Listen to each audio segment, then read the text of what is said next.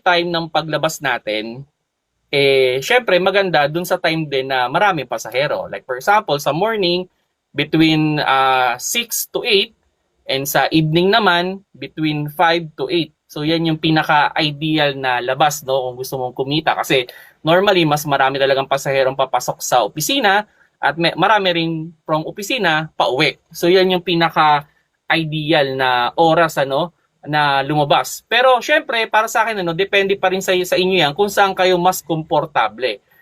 Kasi may mga tao na morning person at meron namang panggabi. So depende. Para sa akin kasi, ano pa rin, yung comfort mo pa rin kung saan ka ba mas komportabling mag-drive. Kasi halimbawa, sabihin ko sa iyo na maganda mag-drive sa araw, pero inaantok ka. So hindi maganda 'yon. So magpanggabi ka kung doon ka mas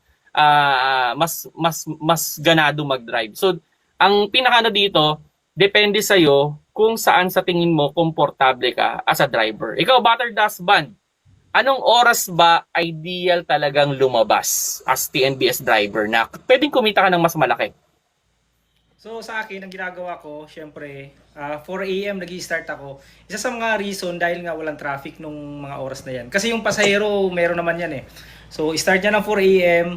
Tapos yung nga, pagdating ng 6 a.m. andyan, sobrang dami na. Mas mataas yung fare kasi may demand na. Yun nga lang problema mo dyan, yung traffic naman yung kalaban. So ang start ko is 4 a.m. hanggang 10 a.m. So pagdating kasi ng 10 pa hanggang 2 or 3, wala na, pa isa-isa na yung pasahero niyan. Sobrang init.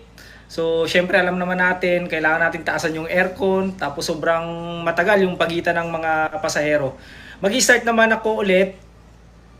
Kaya yung palang ginagawa ko from 10 a.m. hanggang 2 or 3, pahinga ko. So yun yung kailangan ko matulog. Kasi nga, andito naman ako sa Makati nakatira. So medyo marami din dito yung pasahero.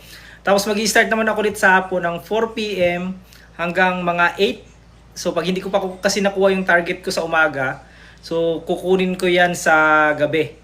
So yun yung pinaka-ideal sa akin. Dahil nga sa gabi, yun maraming pasahero dahil pagdating ng 5 o'clock, labasan naman ng mga nag-oopisina. So yun yung ideal ko. Kasi medyo mataas yung fare and yun nga lang, medyo matraffic ng konti. So mamimili ka lang kung ayaw mo ng traffic or ayaw mo nung kung okay lang sa'yo yung mababa yung fare. So mamimili ka lang. Halos same lang din naman yan eh. Oo, tama naman, ano. Actually, yung ano kasi, yung laki ng kita kasi, depende rin kasi sa pasok ng booking, ano. Although, yung mga TNC kasi, magkakaiba sila ng dynamic, no? Kasi, yun nga, meron yung, sila yung magbabato sa'yo, sila yung mag-select sa'yo, then, i-accept mo lang. Meron naman nung ikaw yung magsiselect, then, i-accept ka. So, depende dun sa sistema ng TNC na pagdadrive ninyo. Kasi, wala namang problema yan kung saan nyo gusto mag-drive kung saan kayo mas komportable, kung saan kayo mas mag-earn ng malaki. Pero yun nga, kasi ang para sa akin yung 3 AM parang ang aga, no? Ako naman personally, ayoko nung masyadong maagang ganyan kasi diyan sumasakay yung mga minsan lasing, Lasing. 'di ba?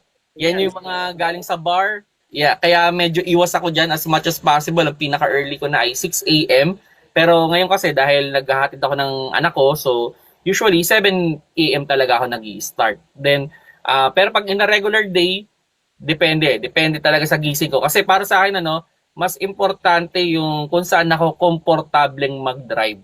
Anong oras ako komportable? Kasi ito, pagdating ng mga, kasi bawa, pag ako nagda-drive, ini-evaluate ko rin yung sarili ko. Anong oras ba ako komportable? Para sa akin, hindi na ako ideal mag-drive is between around mga alauna ng madaling araw hanggang alas 5. Yan na yung, hindi na ako recommended na mag-drive kasi hindi na rin ako ganun kaayos mag-drive. Yan naman yung akin, Kumbaga, yan na yung iniiwasan kong oras. Kumbaga, para sa akin, yung oras na yan ay pahinga. Now, kung sabihin natin, sige, may mga pagkakataon naman na sinasagad ko talaga. Pinaka-idea ko naman, pagdating ng mga bago sumikat ang araw, ano naman ako dyan, out na ako. Kumbaga, nasa bahay na dapat ako. Ganun naman yung ideal ko pag sakali naman na ako naman ay nagda-drive ng pangmadaling araw. Kasi way back din, nagpapamadaling araw din ako eh. Lalo na pag kinabukasan ay coding ako.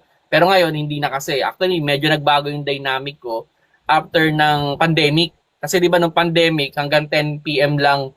So ngayon, tuwing 10 p.m., uwi na ako. Dati, nag-extend pa ako dati hanggang alauna, alas 2. Pero after nung pandemic, medyo 10 a.m. 10 p.m. na lang ako. Yun na yung akin ano. Pero ito, sa tingin mo, Butter Dust Band, 'di ba? Sabihin na nating meron ka talagang oras na parang sinusunod no. Pero paano ano yung ginagawa mo pag dun sa pagkakataon naman na ikaw naman ay napalayo sa bahay mo? Halimbawa 10 p.m. na. Tapos lumayo ka. Biyahe pa rin ba o pahinga na? O uuwi ka na? Ano yan, pag napalayo, uwi na talaga. Magsiset na ako ng destination yan. So yun ang maganda sa kasi merong set D. Mhm. Pagka ganun alas 10 na, delikado na eh. Hindi na ako, lalo kung bumiyahe ako ng buong araw. So pagdating talaga ng mga ganung oras, wala na. Kailangan ko na mag-set D pa uwi ng bahay. So parang nakakatamad na kasi lalo pag hindi mo kabisado yung lugar. And nga pala dun sa ideal, depende rin pala yan kung saan ka nakatira. Kung outside Metro Manila ka, syempre kailangan mo agahan dahil nga pupunta ka pa dito sa Manila. Lalo na pag walang booking dun sa inyo, sa lugar nyo. Kumbaga, bakbakan mo na ng bakbakan, ano? Kumbaga, kung malayo ka, bakbakan mo na ng bakbakan hanggang sa mapagod ka. Tapos sa huli, uwi ka na lang. para kung pagod na pagod ka na, uwi ka na. Tulad sa atin kasi madali kasi andito tayo NCR eh. So yung mga malalayo, hindi nila magagawa yan kasi sayang ng gas. Sa bagay. Totoo naman yun. Kasi halimbawa, may mga kakilala ako na halimbawa from Bulacan.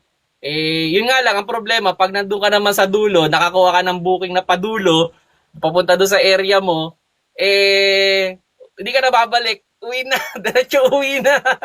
Yun yung masaklap, minsan. Yun yung mahirap. Pero yun nga, pinaka-bottom line dito, yung magandang oras ng paglabas ay kung saan kayo komportable as a driver. Kasi, ang dyan, mas magiging safe kayo, safe yung pag-drive ninyo kung komportable din kayo dun sa oras. Kasi, kahit magsabi kami sa inyo na ito yung pinaka-ideal na oras ng labas, kung hindi naman kayo komportable, unfortunately, pwedeng mas mabagal kayo mag-isip. Di ba? Pag inaantok ka pa, hindi makapag-desisyon ka ng mas maayos. So, pwedeng magkaroon ka pa ng aksidente. So, yun yung ko naman with regards dito. Ikaw, Butter House, ba't tingin mo?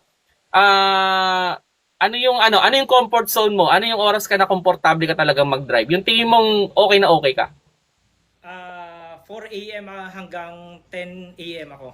Tapos sa gabi, 4 p.m. hanggang 8 p.m. So, Ano kung hindi ka natulog ng tanghali? Tanghali talaga, wala eh. Parang tinatamad ako sobrang init. Tapos, yung booking sobrang tagal. Parang talo yung mga oras na yan para sa akin Talo yung pasok ng booking. Kung pasukan ka man, sobrang medyo matagal yung pagitan. Kaya parang nagsasayang lang ako ng gas. So mas maganda, itulog ko na lang para sa hapon, may energy ulit ako para bumiyahe. Yun. So yun, yung kay Butter Husband, kumbaga time management din talaga, no? Kumbaga may pang-umaga siya, then may panghapon or panggabi. Ako naman, usually, from morning, pagkahatid ko, dire-diretso na yon hanggang sa magsusundo ulit ako ng 5. So, after nun, medyo pahinga ng konti, kaya ito, nagla-live kami.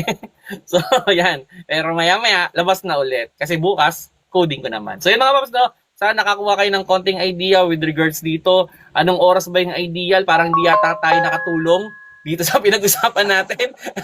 Pero, yun, sa mga bagong TNBS driver dyan, baka makahelp to sa inyo. Okay? Kung nagustuhan niyo yung video, pakilike na lang mga paps.